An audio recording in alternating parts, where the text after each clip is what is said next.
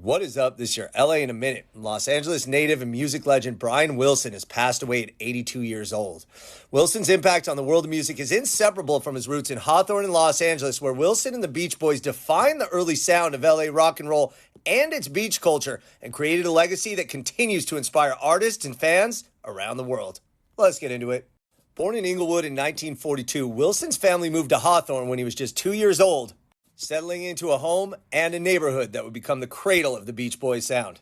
Wilson attended Hawthorne High School, where he wasn't just a budding musician, but a star athlete, playing football, baseball, and running cross country.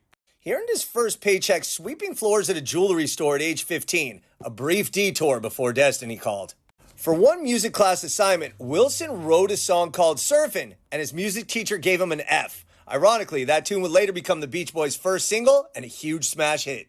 Well, it was said that Wilson's musical ability was apparent since infancy, where he could hum back melodies after hearing them just once. He also taught himself to recreate music on the piano with no lessons. He also obsessively deconstructed harmonies by groups like the Four Freshmen, where he taught himself to recreate those lush harmonic sounds. A reel-to-reel tape recorder, a birthday gift at age 16, became his laboratory for overdubbing, a technique that he would later revolutionize in the studio. While making music, he continued to attend school, going to El Camino College, where he entered as a psychology major, but music beckoned. He formed a family band with his brothers Dennis and Carl, his cousin Mike Love, and his friend Al Jardine, and called it the Beach Boys. The group earned $300 for their first show on New Year's Eve 1961 at the Ritchie Valens Memorial Dance in Long Beach. And not long after, recorded and released that song from high school, Surfin', which became a major hit throughout Los Angeles and catapulted the Beach Boys to becoming the voice of LA's beach culture. It wasn't just the sound, it was also the style. Their early gigs saw him sporting the Pendletons, the wool surfer jackets, which was a nod to the local surf scene, well before the iconic shirts became synonymous with California cool. The Beach Boys mythologized the Southern California lifestyle, the sun, the surf, and the endless summer, and drew inspiration from the very streets and shores of Los Angeles County. Yet Wilson himself wasn't a surfer. It was his brother Dennis who brought the authentic tales of the beach to their music, while Brian's genius lay in translating the spirit of the coast into soaring harmonies and innovative production, forever shaping the sound of American pop.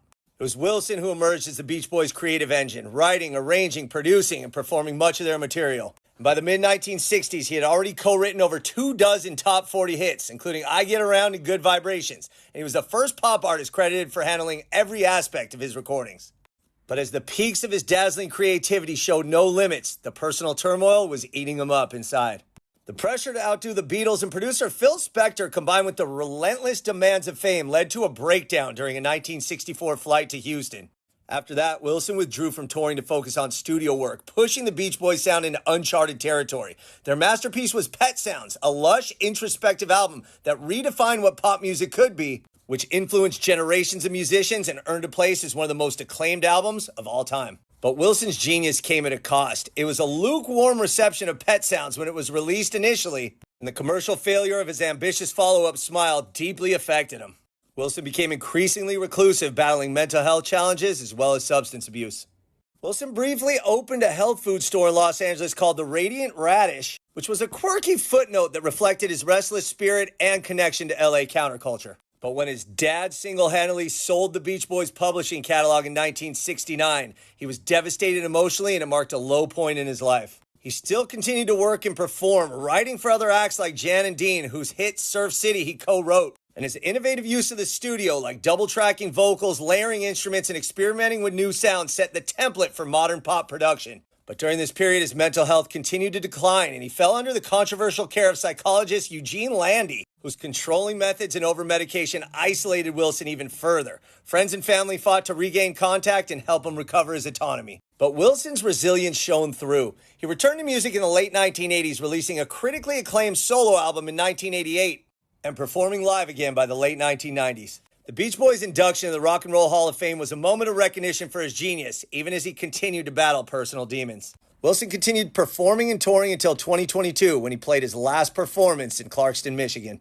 Brian Wilson's journey from Hawthorne's quiet streets to global stardom was a journey through the peaks and valleys of creativity, mental health, and reinvention. And his music not only defined the sound of Los Angeles and its beach culture, but pushed the boundaries of what pop music could achieve. Accordingly, Wilson leaves a legacy that continues to inspire artists and fans around the world. All right, LA, it's been a minute.